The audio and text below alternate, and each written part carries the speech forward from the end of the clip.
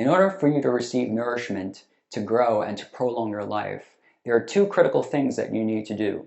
The first critical thing you need to do is to consume food and water. That's basic, right? The second thing that you need to do is to set your mind and body in motion. So when you set your mind in motion, that's called thinking. When you set your body in motion, there are a few ways to describe that. One is that you are voluntarily moving your external limbs like this. Then there is your internal organs that are moving on an involuntary basis to bring your body to life. And the third type of body in motion is to simply notice and observe your breathing. If these two conditions are not met, if you don't have consumption of food and water, and if your mind and body are not set in motion, well, life will cease to exist. Without the consumption of nutrients, life can end in a matter of days, and if you're lucky, in a few weeks. Without proper consumption of nutrients, your life will shorten. Without motion, then your body will atrophy. And without proper motion, your body will weaken over time. So with that being said, let's talk about the different types of exercises that you can do, the philosophy, the method behind those exercises for your thinking, your breathing, and your moving. So there are two types of exercises that help you to heal and energize your body. One is external and the other is internal. Now I want to say here that you need both because both are keys to having a youthful life, to combat and have a certain level of immunity against disease, and both are needed to promote your health. Because both help you to get in touch with your body, and both can clear any blockages that you have along the way. So the first type of exercise is external exercise. And external exercises emphasize your external figure and appearance. So they consist of sports, martial arts, bodybuilding, aerobic dancing, and dare I say, hatha yoga. And then there is internal exercises. They emphasize the health of your internal organs, and they consist of meditation, breath work, Tai Chi, and Qigong. Now there are certain qualities to both, and I want to say here that internal exercises help you to decelerate your movements. They have a certain smoothness about the movements, and there's a quality of quietness that exists when you do internal exercises, and a level of precision about the movements that you make. And most importantly, internal exercises have the quality of naturalness to the body. With external exercises, they have a certain degree of stress, pain, strain, and contortion involved in those movements. And so with external exercises, you can actually deplete the body's energy, and this can lead to an impairment of the body's ability to fight off viruses and other disease-causing agents. And with external exercises, it can lead to premature aging and fatigue, according to some Eastern philosophies such as Taoism. And so let's keep in mind here that a muscular body can't protect you or does not protect you from a disease-causing agent.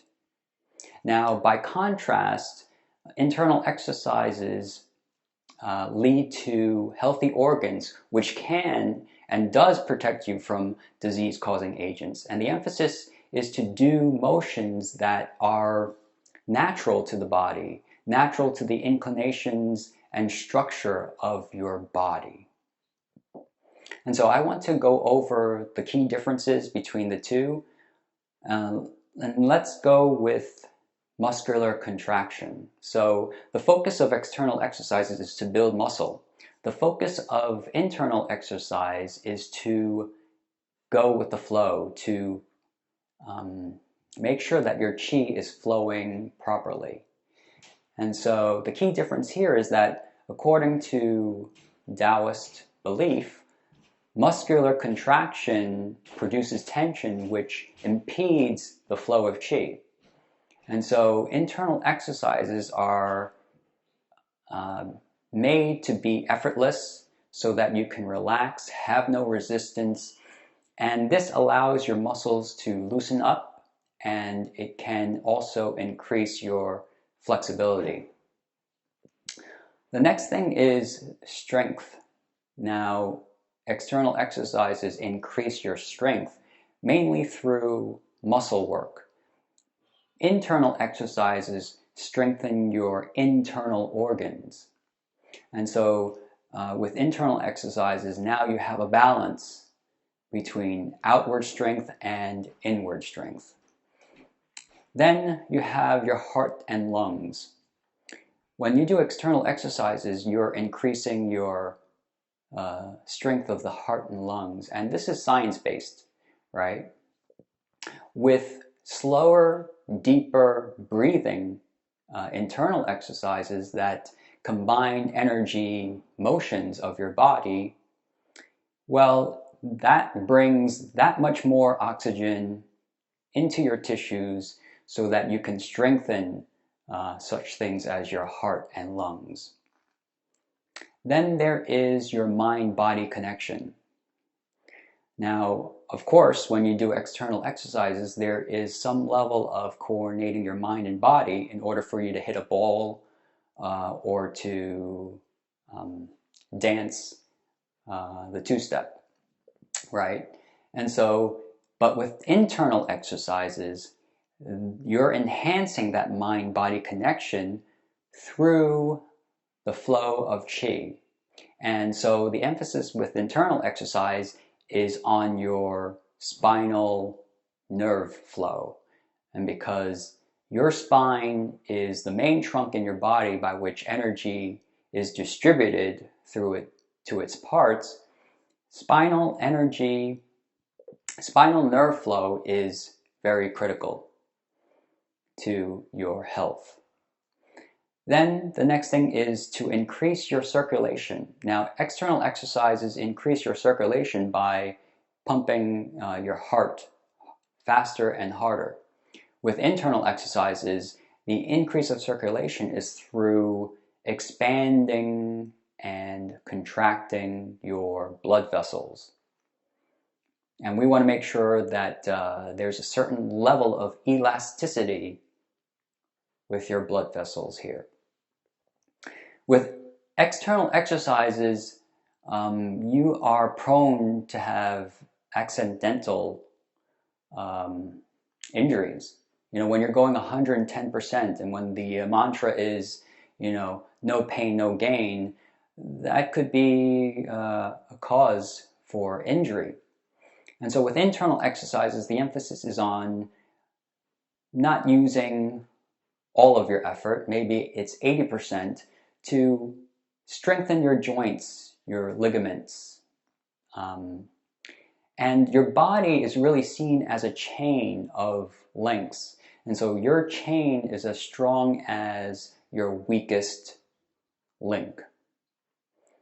And so the next thing to consider is that tension slows down your healing. And when you incorporate a certain amount of resistance in your workout, well, that level of tension is going to prevent you from healing. And so with internal exercises, you have the ability to relax, and the relaxation response is going to accelerate the healing that's in your body. And finally, you don't want to neglect your emotions. And for the most part, external exercises don't really involve your emotions. With internal exercises, you have the ability to balance your emotions so that you can turn your negative and destructive thoughts into positive ways to promote your health and well-being. And so, how do you do a simple internal exercise? Well, first, let's settle down, exhale, relax into your feet, and I want you to close your eyes and observe your breathing. Breathe through your nostrils and observe how the intake of your breath tickles the lining of your nostrils. Then, with each breath, we're going to go down into our body. And so observe how the next breath goes down to your throat. And then observe how the next breath goes down into your chest and lungs. And feel the air touching the membrane of your lungs. And then also, with your next breath, continue down to your solar plexus and breathe into your solar plexus and feel how that air is expanding and contracting in that area.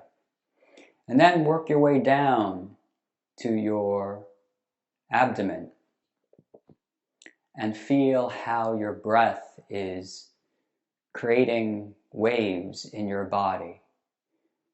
And then go all the way down to your belly and breathe into your belly. And let's be here for a moment and feel the pressure changes that are happening with each breath. And feel how the air is tickling every part of your body as you work your way down. And then afterwards, you can start to focus on sinking your chi even further down through your legs, into your knees, and from there down into your ankles, and all the way taking your breath down to your feet.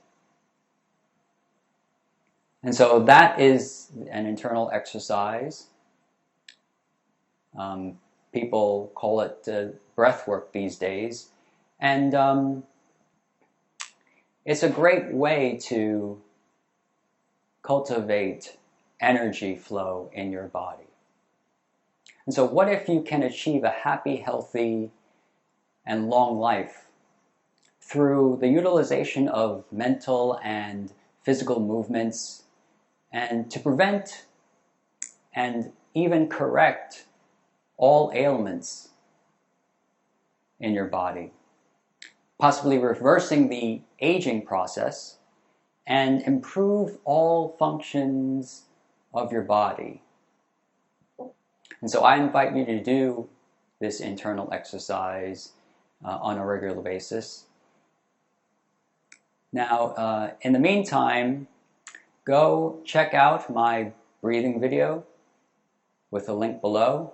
Click on it and explore the different ways that you can use breath work as an internal exercise to help you properly move your body in ways that will complement the external exercises that you're already doing in your life.